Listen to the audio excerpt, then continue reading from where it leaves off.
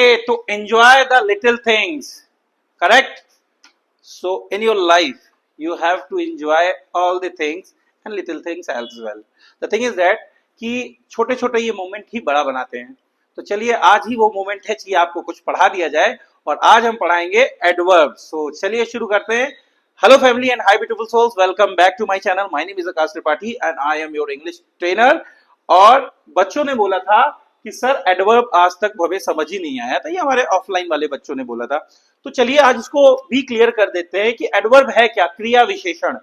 अभी तक आपने क्या अभी तक पढ़ा? क्रिया के बारे में, वर्ब के बारे में.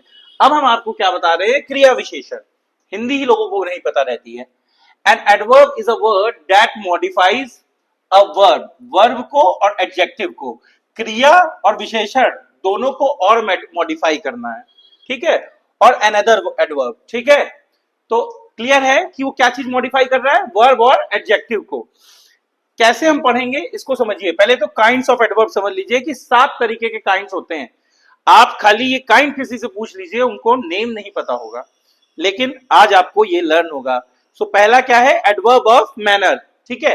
अब मैनर का मतलब क्या? किसी कार्य को करने का ढंग. Tales how something is happens, ठीक है. जैसे कोई काम क्विकली हुआ है, स्लोली हुआ है, नीटली हुआ है, हैप्पीली हुआ है.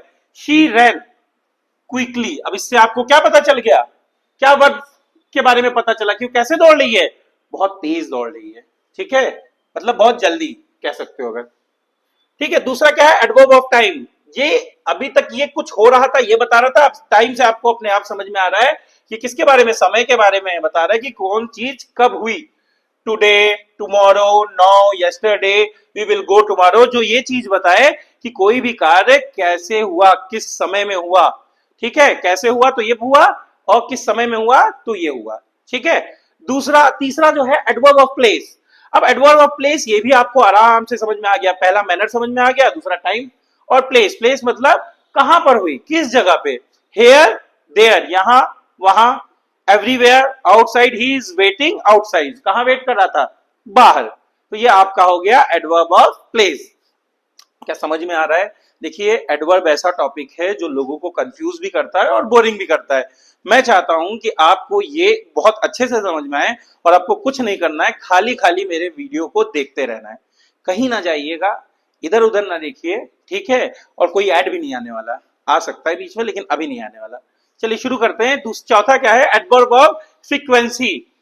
Tell how often something happens. कितनी बार हो रही है, उसकी फ्रीक्वेंसी बता रहा है. ऑलवेज हो रही है, ऑफन कभी कदार, नेवर कभी नहीं, या सम टाइम कुछ समय, ठीक है, खाली थोड़ी समय में. ही ऑलवेज स्माइल. अब वो कैसे हंसती है? लड़कियों की आदत भी है हमेशा हंसने की, और लड़के कुछ अलग सोच लेते हैं.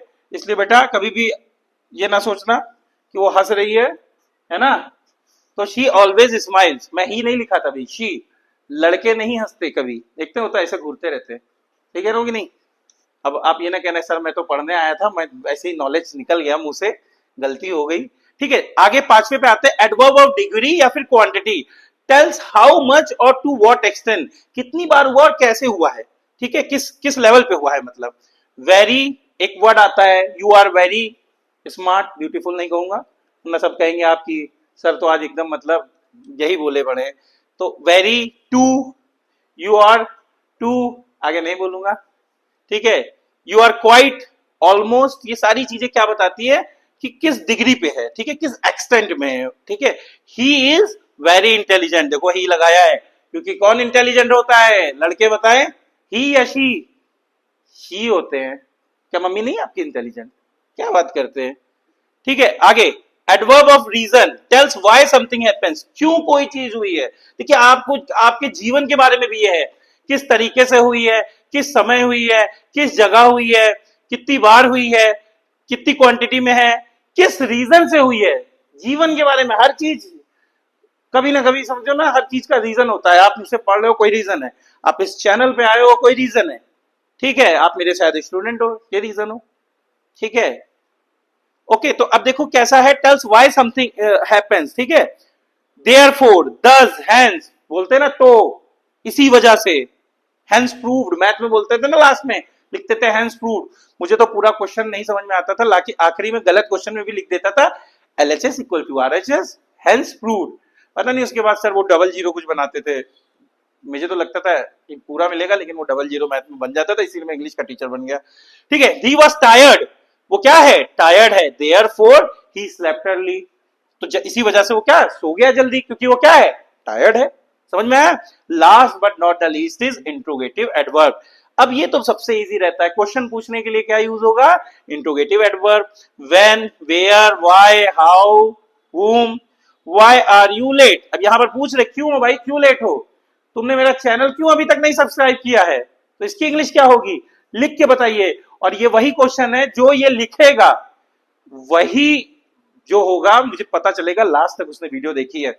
और जिसने तुरंत लिख दिया बेटा, तो कर लो तुम लोग, अब की बार देखना गिफ्ट विफ्ट नहीं मिलेगा, जब पूरी वीडियो नहीं देखोगे तो कैसे चलेगा, तुम्हारी लर्निंग कैसे आगे होगी। और अब की बार हाँ, ये सारे जो हैं अभी वर्ब एडजेक्टिव और पढ़ा दूंगा, उसके बाद सबका एक टेस्ट भी लूंगा, मैं आपको पेपर बना के यहाँ दे दूंगा, आप सॉल्व करके मुझे भेज देना इसी नंबर पे जो नीचे लिखा हुआ है 9696579030 पे। और आपको मैं जानता नहीं हूं, लेकिन हाँ, ये टेस्ट अगर आपने सही से दिया तो मैं आपको बता दूंगा कि आपकी इंग्लिश किस लेवल पे है। ओके, सो ऐसे ही हमारे चैनल को सब्सक्राइब करवाइए और पढ़ते रहिए इंग्लिश विद आग9 में। Thank you and have a marvellous day.